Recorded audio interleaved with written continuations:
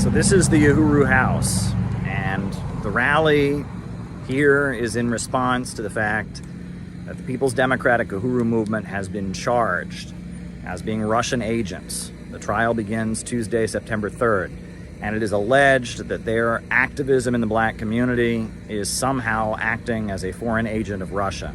It's a very dangerous case with very extreme implications for freedom of speech, freedom to protest, freedom to be anti-war here in the United States. It was a beautiful rally that was held. Here are some of the highlights of that demonstration. Come on, put your hands together and stomp your feet. Come on and praise the Lord. Yeah, we've been messing with each other for a very long time. Yeah, this is CPI. This is Caleb Baldwin and John. Yeah. Good to see you. This our guy John. Thank you so much. CPI and his Green Party. These people are out. He's Green Party.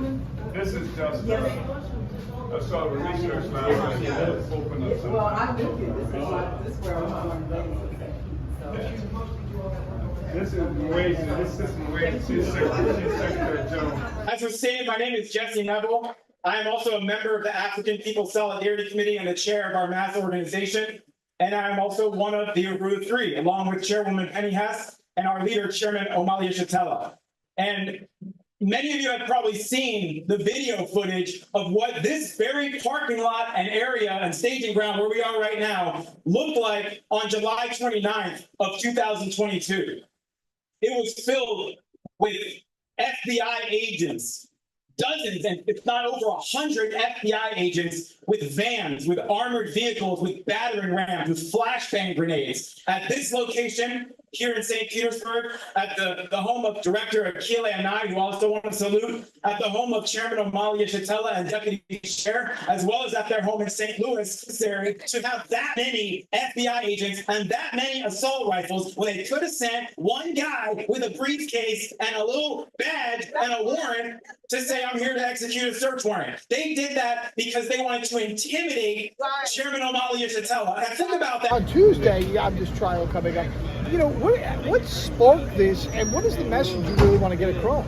The message is that black people have agency, that we don't require anybody to tell us that we are oppressed. We are not employees of Russia. And I think the big problem is that the U.S. government has is that we won't be employees of the U.S. government. We are free people. We are fighting for the freedom of African people. There's only one interest for imperialism and colonialism, and it's seated right in Washington, D.C., whoever is sitting in the White House. So we got to understand that. So we just came to be here with y'all, and to be here with Comrade O'Malley, and the party, and the movement, and the supporters, because this is where we needed to be. This morning you ought to clap your hands. Come on, put your hands together and stomp your feet. So we got to find out what's happened. So they made me read Marx. They forced me to read Lenin. They forced me to look at Trotsky and all the others who represented what was characterized as scientific revolution. And it was helpful. I read Marx. And having read Marx, I came to damn different conclusions about so much using the science that Marx provided. Because Marx told us, he said, you have to have an understanding of how capitalism came into existence. He said, in order for there to be capitalist production, there must be accumulation of capital. He said, but how do you get an accumulation of capital if there's no capitalist production? He said, the only way we can get out of this is to presuppose that there was an accumulation of capital that preceded the production, capitalist production. He said that accumulation of capital came about as a consequence of turning Africa into a warren for the commercial hunting of black skins. He said it came and tearing the indigenous people in this land into the mines, bringing up gold and silver and what have you for the Europeans. He said it had to do with the attack that was going on at what they call East India at the time. We're talking about the India in that particular area of South Asia. Hell, he just described a mode of production. That is a mode of production for the first time in history with the enslavement of African people, with the attack on Africa, the Portuguese. 600 years we've been fighting this struggle. 600 years ago, 1415. I have a question. If Jesse and Penny and the chairman are foreign agents, then who are the elected officials who are receiving money from AIPAC? Are they not foreign agents also? Why aren't they going after them? The hypocrisy of this government is absolutely, it makes you want to toss your cookies, to coin a phrase, okay? People understand what this means in terms of the threat to free speech of everybody. So that's why people are here, and that's why we are here. So we expect many, many more people to arrive here, and people like Charles Barron, who you may know for years and years was on the City Council in New York and on the State Assembly in New York. Turning 50 plus years old, I can't keep singing outside on the street corners. And then someone told me there was a new radio station called Black Power. I said, they called my name. Black Power. They called my name. I'm black and I got power. So I wanted to go out, and I came and I said, I want to be a DJ. And I never forget the person that was here, manager at the time, say, you want to be a DJ? I said, yeah. He said, aren't you blind? I said, yes, I am. He said, well, I don't know if you can do it. I said, well, give me a chance, man. Give me a chance. And he said, okay, I guess I'll give you a chance. And Deputy Chair, she urged me on. And next thing you know, I was playing music and I was DJing and I was finding love for my community. And they was finding love for me, most importantly. Okay, CPI is honored to be here because we understand how important this case is. What's at stake is not just a life sentence for Chairman O'Malley. What's at stake is a death sentence for humanity. Right. Wow. Because imperialism has pushed us to the brink of a world-ending nuclear war between the United States and Russia. And what these demons are saying with this prosecution is that it's illegal to organize to try to stop that war, and it's illegal to even talk about it. That's right. Go ahead. And we got to talk about it. We got to organize against it because it's a threat to everybody. We're not here defending Chairman O'Malley. He's defending us, our children, everyone we've ever met, and anyone we ever will meet from a world-ending war, from imperialism to colonialism, and the final war that they're leading us to.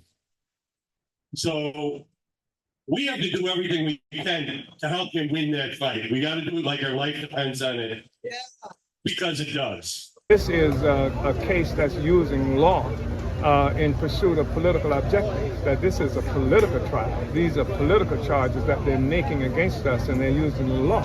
So we have incredibly good lawyers who will represent us in the court. There's not really much that I can add, but I just want to turn around and say, look what Chairman O'Malley built. Look what Chairman O'Malley built. Look what Chairman O'Malley built. Chairman O'Malley is not a hashtag revolutionary. He's a cement and bricks revolutionary. He is a builder, and he constructs and he lifts people up. And we look on him with absolute admiration for what he has done and what he has accomplished and why they are targeting him. Yeah, that's right. And I must say, if you look at what they're doing, this is a test case. They have already raided the home of Scott Ritter. They just recently targeted Danny Shaw, the journalist, at the airport when he was coming back to the United States. And they have gone as far as to prosecute Sue Mi Terry, the top Korea scholar, a longtime shill, just because South Korea won't go along with the provocations against North Korea that the United States is demanding. There is all kinds of abuse and efforts to impose and utilize the Foreign Agents Registration Act in the works. There have been calls to prosecute organizations that march for Palestine under the Foreign Agents Registration Act. And this is a test case. And that is why standing up and taking this to trial and saying that you will not surrender is so important. It's really important. And we should all look in absolute admiration to Chairman O'Malley, to the Uhuru 3, and all that they are doing. And I must say that Chairman O'Malley is a builder. And that's why he has been targeted, is because he has built and he has constructed. And if you look at what their system is doing, monopolistic capitalism is in a wrecking, destructive period. But we are builders. We are people of the land. We are fighting back. We are resisting. We resist their global system based on fake wealth and usury and global domination of world markets. And we stand for building and construction and popular power. Thank you very much. And if, in fact, this trial is based on law and the Constitution, we'll win it, hands down. But the problem is that it's political, and so therefore is extremely important for the people who are the most incredible, most significant factor in any kind of political situation, the people. And so that's what's really important, for the people to come forward and say that we recognize that black people have been historically oppressed in this country.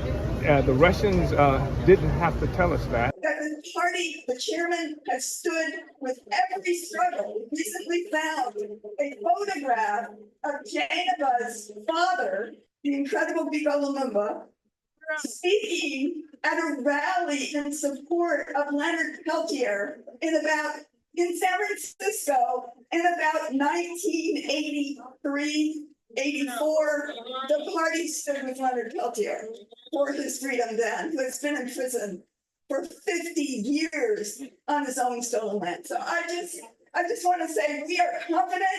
We want everybody to be there who can. The trial starts next Tuesday. It is powerful to see the people. And it's just, we will win. We will win. Only the people can do this. Salute to Chairman O'Malley. Should tell them, Deputy Chair on this nation, tell them the African People's Socialist Party. And I'm saying this as somebody who's a communist. I'm as Comrade Charles Barry, no, I'm a materialist. You understand? I'm a materialist. But saying I'm a materialist does not keep me from appreciation of what we've seen here today. Because African people came to Christianity for different reasons. African people came to Christianity because it was the religion of the oppressed. Right. That's why there's go down, Moses, way down in Egypt land, tell Pharaoh, let my people go. You weren't hearing that in the white church. You were hearing that in the church of the oppressed. And that's the thing that brought us to this relationship with these wonderful people who bring the culture, African culture. We've had to learn how to even sing songs and express our feelings in ways that's not necessarily obvious to the oppressor. When Harriet Tubman come in the middle of the night to get the people, what she say? Steal away, steal away. And Africans understood exactly what that meant. It's time to bounce. You understand? And so people got together and did exactly that. So that's our relationship. That's a different Christianity than what Trump is talking about. That's a different Christianity than what Biden is talking about. That's a religion that's facing resistance. That's the way we approach that. I go to the movies and I go downtown. Somebody always telling me no. Also, did I say anything about the Center for Political Innovation? I want to, because these comrades were some of the first out of the gate. When this attack happened, they were first out of the gate. They didn't ask any questions or anything like that. They were the first out of the gate, and not only in words. They began to take actions everywhere they were located. We can see the actions they were involved in, defending the Uhuru 3 and opposed to what the FBI was doing to us, trying to do to us. And they understood the relationship that it had to the whole question of free speech for everybody. In Brooklyn, New York, the first tribunal on reparations for African people, the first world tribunal where we use international law, including the Genocide Convention. This is so wild because they charged us with being under the leadership of the Russians around genocide. And Comrade John had a splendid response to that. He said the guy who, the Russian we're supposed to be working for, was only 7 years old when we had that conviction, so they've done some time trial, in Russia to be able to make that, that claim. But I just wanted to say that the CPI, John, and then Caleb and John, Center for Political Innovation. I saw Caleb in this video, Comrade Caleb, and he was on a platform. Vladimir Putin, President Putin, was on the stage, and Caleb was in the audience, and he raised his hand and was recognized. And he said that what was happening with the Uhuru 3, and that they were using the Russia kind of thing as the basis for that, and he put it before them, and I thought that was really powerful and really good. Things between our two countries are not good at this point. Before we left, we had to have a press conference at the United Nations. We are concerned about being prosecuted. There are 3 Americans that have already been charged and are facing prosecution, possibly 15 years in prison, simply because they attended a conference like this in Russia, the Uhuru movement, they're called. And we are concerned because I know that I speak for the majority of the American people when I say that we do not want our tax money dumped into this conflict in Ukraine any longer. We do not want our country to continue to deteriorate internally while our leaders waste money on prolonging this war. I'm frightened by what the Biden administration is doing, not just in Ukraine, but also on Taiwan and on the Korean Peninsula. And I really do see gatherings like this as a potential road to peace. I don't want to say too much. I spoke earlier, but I just want to tell you that Tara Reid, the journalist who was sexually assaulted by Joe Biden and is currently living in Russia, wanted me to send her greetings to today's rally and to express her support. And I want to also say that, 2 years ago, I live in Brooklyn, but I was in Chicago, and we were going to have a conference, and we were going to honor Tara Reid at our conference. It was 2 years ago, and I was in Chicago helping prepare for the conference. And then my phone started blowing up because everyone started telling me from around the country about what was happening here in St. Petersburg and in St. Louis. And we heard about what was happening, and we immediately thought we need to do everything we can to support the Uhuru movement. And so we were all over social media raising the case and raising awareness. And we made a phone call, and we decided we were going to dedicate the opening of our conference to the case. And members of the organization drove from St. Louis to Chicago, and we opened our conference honoring the Uhuru movement in the aftermath, in the immediate aftermath of those raids. And Tara Reid was there, and she had not heard about the raids and what had happened, but she heard about it, and she was able to speak with many of her associates and people that she's known through her efforts to expose Joe Biden. And we were able to make some connections, and that's something we're very, very proud of. We have from the beginning seen how dangerous this case is. And I have yelled at many people that I know that are anti-imperialists, many people that are claiming to be anti-war, claiming to be against the FBI, about how dangerous this case really is. And we have seen one of our roles as an organization of just highlighting the importance of this case, because there are many people who just don't seem to grasp how serious this case is. the attitude of the anti-imperialist movement, the attitude of the anti-war movement and the labor movement was an injury to one is an injury to all. And if they come for one of us, they have to deal with all of us. And that is the attitude of solidarity that we've been trying to bring from the beginning about this case. And so I want to urge people to go to their networks and demand people take a stand around this case, explain to them why it's so important, and don't let the issue go. Don't let them drop it. Don't let them just put out one statement, okay, we support them, and then move on and do something else. Explain to them how all of our rights are on trial here today. That's what I want to make clear. So thank you very much. Well, thank you so much, Kayla. Now more than ever, it's time to get organized. You and I both know that institutions like the African People's Socialist Party are crucial in advancing our struggle for liberation. That even the First Amendment that the prosecution has attempted to prevent us from using as a defense, even that First Amendment was not ratified by the United States Congress until 1791.